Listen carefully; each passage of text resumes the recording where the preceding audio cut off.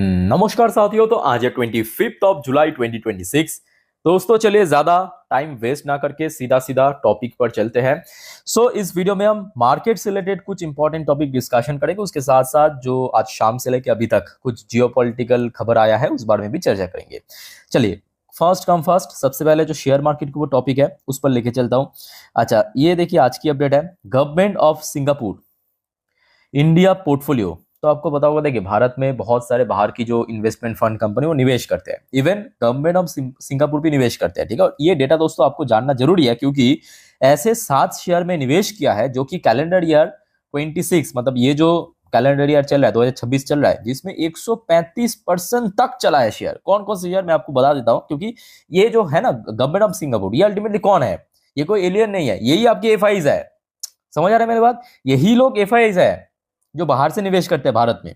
अच्छा, नंबर 1 जो शेयर जहां पे निवेश किया है गवर्नमेंट ऑफ सिंगापुर ने, आदित्य इंफोटेक। हो सके तो दोस्तों पेपर पेन पे नोट करके रखना, ठीक है। आदित्य इंफोटेक, इसमें गवर्नमेंट ऑफ सिंगापुर की पोर्टफोलियो में लगभग 1.67% की स्टेक है। जब निवेश किया था 1489 रुपए पे, आज इसका भाव चल गया 3500 के ऊपर। 137% की रिटर्न मिला है इस कैलेंडर ईयर पे। अच्छा, जो दूसरे कंपनी एजिस लॉजिस्टिक, बहुत पुराना लिस्टेड नहीं है, रिसेंटली लिस्ट हुआ कुछ सालों पहले आई थिंक की। इसमें लगभग 1.08% की स्टेक है गवर्नमेंट ऑफ सिंगापुर की, और ये शेयर इस साल पे 88% चला है। नोट करके रखना, ठीक है। अच्छा, तीसरा जो कंपनी है सोना बीएलडब्ल्यू, इसका नाम तो आप जानते ही होंगे, काफी पॉपुलर कंपनी है, ऑटो कंपोनेंट मेकर है। इसमें लगभग 6.54% की स्टेक है गवर्नमेंट ऑफ सिंगापुर की, और ये शेयर इस साल पे मतलब 2026 में 50% चला है। अच्छा, इसके अलावा अपोलो हॉस्पिटल, बड़े हॉस्पिटल है, जिसमें लगभग 1.10% स्टेक है। ये इस साल पे मतलब 2026 में 25% चला है। और जो नेक्स्ट शेयर है क्राफ्टमैन ऑटोमेशन, ये इस साल में देखिए लगभग 21% चला है। 2.99% की स्टेक है गवर्नमेंट ऑफ सिंगापुर की। इवन पीएफसी, नोट करना, सरकारी कंपनी पीएफसी, जो इस साल पे 2026 में 16% चला है, इसमें लगभग 1.25% की स्टेक है गवर्नमेंट ऑफ सिंगापुर की। आ जाइए इंडसइंड बैंक, बीच में थोड़ा इंटरनल इश्यूज के कारण गिर गया था, अभी शेयर रिकवर करा है, रिसेंटली रिजल्ट भी काफी अच्छा रहा। 3% को स्टेक है, 15% शेयर ऑलरेडी चल गया। नेक्स्ट देखिए कल्पतरु। कल्पतरु के अंदर 21% के आसपास इस साल पे रिटर्न्स देखने को मिला। 4.5% की अधिक इसमें स्टेक है आपके सिंगापुर की, गवर्नमेंट ऑफ सिंगापुर। अच्छा, विशाल मेगामार्ट, इसमें लगभग 2.75% की स्टेक है, 21% चला है इस साल पे। Next share ICICI prudential life insurance, जो कि इस साल पे 25% चला है, 1.22% की स्टेक है। नेक्स्ट देखिए एचडीएफसी बैंक इंक्लूडेड। अच्छा, एचडीएफसी बैंक की शेयर एक्चुअली गिरा है, तो मतलब कुछ शेयर में अच्छा रिटर्न मिला है बट कुछ शेयर में गिरावट भी हुआ। तो आप लोग जो सोचते हो ना कि मतलब गिरावट सिर्फ आपके पोर्टफोलियो में ही होता है, तो ऐसी बात नहीं है। जो बड़े बड़े एफआईज है, बड़े बड़े डीआईएस है, उनके पोर्टफोलियो में भी होते हैं। और इसका प्राइम एग्जांपल आप देख सकते हो, गवर्नमेंट ऑफ सिंगापुर ने जब निवेश किया था लास्ट ईयर, वहां से इस साल शेयर 25% नीचे चल रहा है, और इसमें गवर्नमेंट ऑफ सिंगापुर की 2.17% की स्टेक उठा के रखा है, ठीक है। इवन इसके साथ साथ आप देखेंगे ये जो शेयर है ये भी लगभग 30% के आसपास गिर गया। सेफायर फूड इंडिया, इसमें लगभग 3.75% के आसपास स्टेक है। इसके अलावा ये देखिए शेनजिन इंटरनेशनल, ये शेयर भी लगभग 38% नीचे, इसमें भी लगभग 2.13% की स्टेक है, ठीक है। तो ये दोस्तों सबसे पहला रिपोर्ट।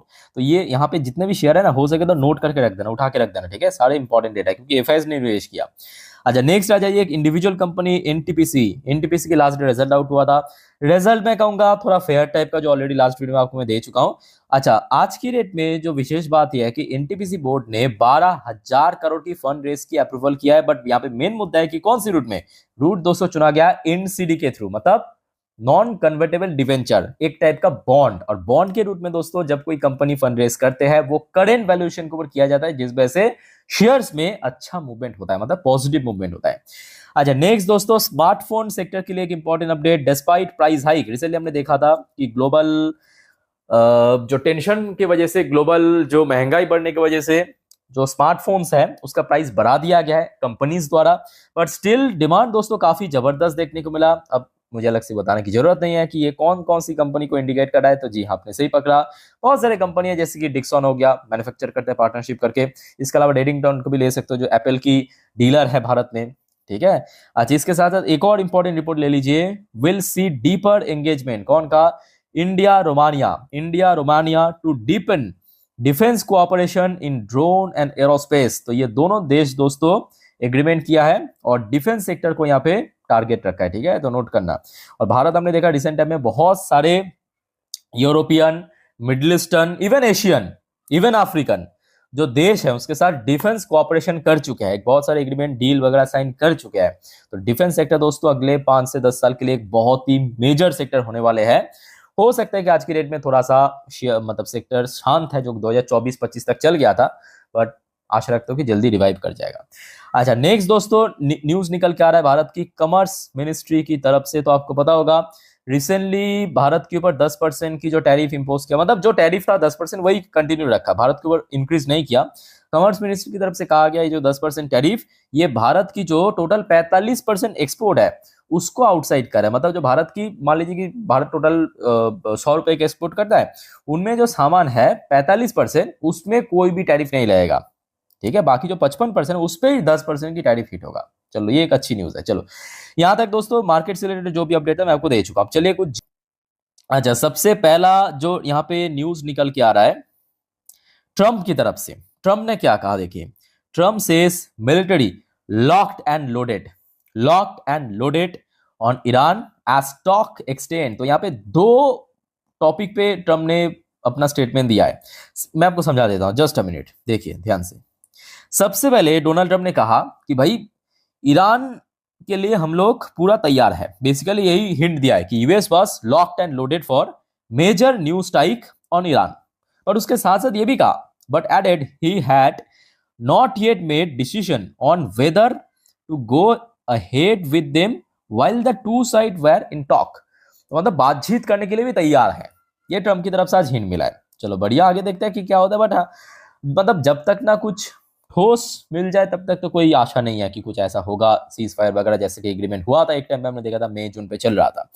अच्छा, आ जाइए आप शाम के वक्त, अपडेट है 6:35 पे, जैसे कि आप देख सकते हो ईरान की तरफ से कहा गया, ईरान से IRGC जो ईरान की आर्मी है fired warning shots eight 4 ships in state of Hormuz. तो बेसिकली क्या हुआ था कि आज दोपहर की इंसिडेंट है, स्टेट ऑफ हॉर्मुज से टोटल 4 ऐसे कमर्शियल शिप क्रॉस करने की कोशिश कर रहा था, जिसमें स्ट्राइक कर दिया कौन, ईरान की तरफ से IRGC जो ईरान की सेना है। देखिए, Iran Islamic revolutionary guard corps यानी IRGC said its naval force fired warning shot at 4 vessels attempting to transit the strait of Hormuz. तो स्टेट ऑफ हॉर्मुज को क्रॉस करने की कोशिश कर रहा था, इस वजह से हमने उसके ऊपर शॉट मतलब स्ट्राइक कर दिया। The past 24 hours and claim the ship subsequently altered course according to the Iranian state media।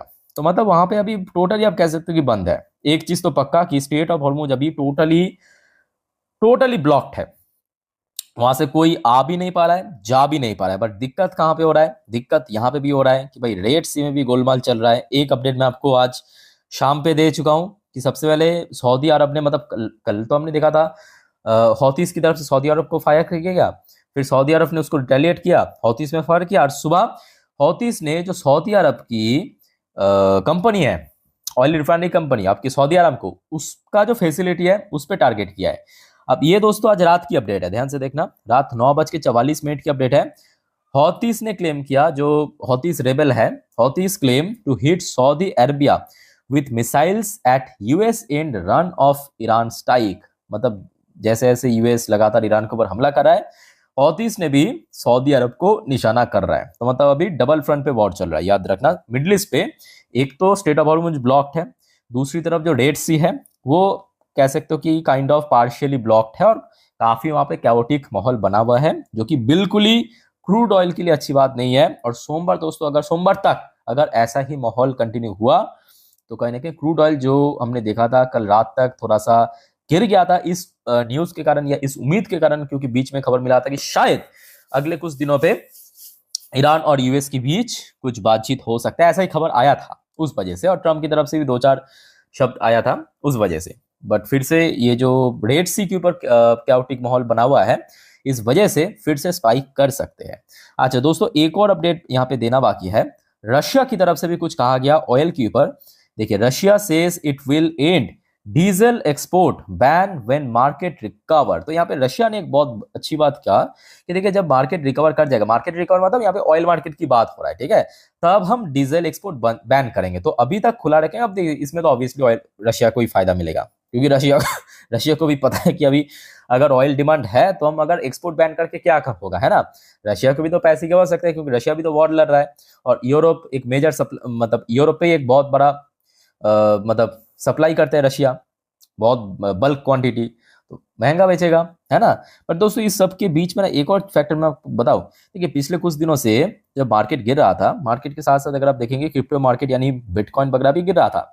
But suddenly आज क्या हुआ कि दोपहर के बाद से लेके, क्योंकि देखिए क्रिप्टो मार्केट जो है वो 24/7 खुला रहता है, यहाँ से आप देखिए एकदम से रिकवर होने लगा। ठीक है, अब देखते हैं कि कैसा माहौल बनता है। कल छोड़ परसों बाजार खुलेगा तो उसके बाद वाइंड अप करता हूँ वीडियो को। टेक केयर, बाय बाय, जय हिंद।